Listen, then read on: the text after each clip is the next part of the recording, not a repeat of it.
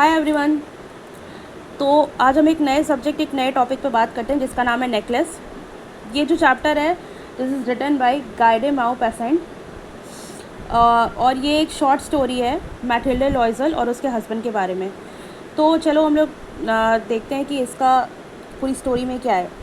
मैटिल्डे लॉइजल और उसका हस्बैंड जो है बहुत ही स्मॉल और कोजी टाउन में रहता था, कोजी फ्लैट में, मतलब एक बहुत ही छोटा सा प्यारे से घर में रहते थे।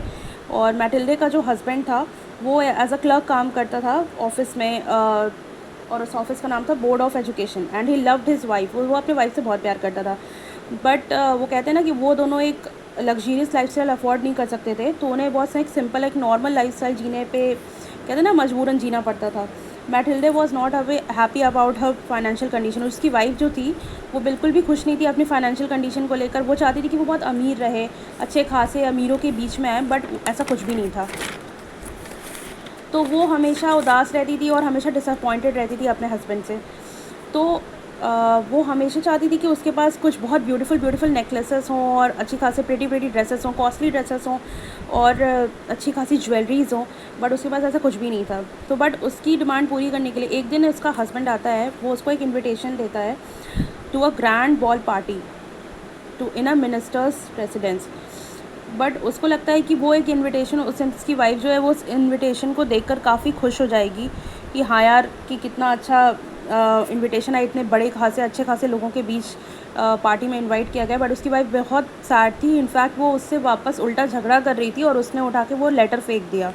और जब उसका हस्बैंड उससे पूछता है कि ऐसा क्या प्रॉब्लम क्या है कि तुम जो है मतलब इनविटेशन लेटर को फेंक दी, तुम खुश क्यों नहीं हो इतने अच्छे इनविटेशन से, तो वो बोलती कि मेरे पास कोई कपड़े नहीं है, अच्छी खासी ड्रेस नहीं है और महंगी ड्रेस नहीं है कि मैं जाऊँ पार्टी में पहन के। तो उसका हस्बैंड क्या करता है, वो उसको कुछ पैसे देता है, 400 फ्रैंक्स देता है उसको, ताकि वो अपने लिए जो है कोई ब्यूटीफुल सी ड्रेस मतलब ख़रीद ले।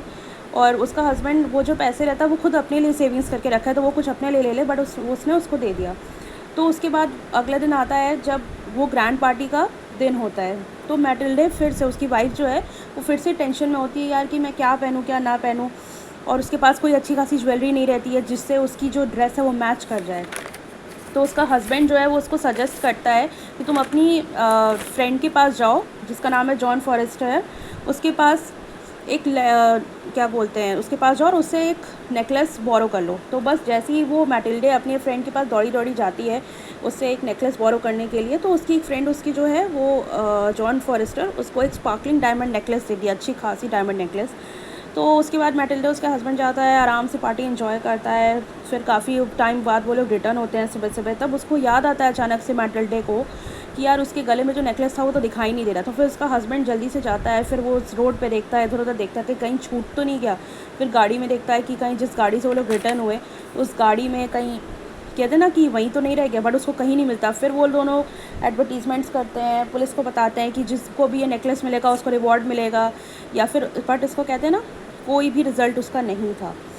उसके बाद वो लोग काफ़ी ज़्यादा टेंशन में आते हैं, घर आ जाते हैं। उसके बाद क्या होता है कि उसका हस्बैंड जो है मैटिल्डे का उसको सजेस्ट करता है कि वो अपनी फ्रेंड को एक लेटर बोरो कर दे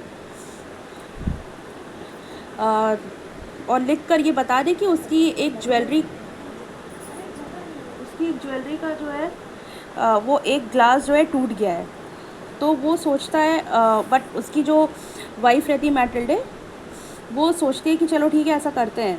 बट कहीं ना कहीं लकीली और सक्सेसफुली उनको एक कहते हैं ना डुप्लीकेट नेकलेस जो है वो उसका मिल गया था। बट वो डुप्लीकेट नेकलेस जो है 36,000 फ्रैंक का था, तो वो बहुत ज़्यादा कॉस्टली था। बट उसके बाद भी मैटिल्डे के जो फादर इन लॉ हैं वो अपने लड़के के लिए, जो मैटिल्डे का हस्बैंड था उसके लिए 18,000 फ्रैंक बचा के गए थे।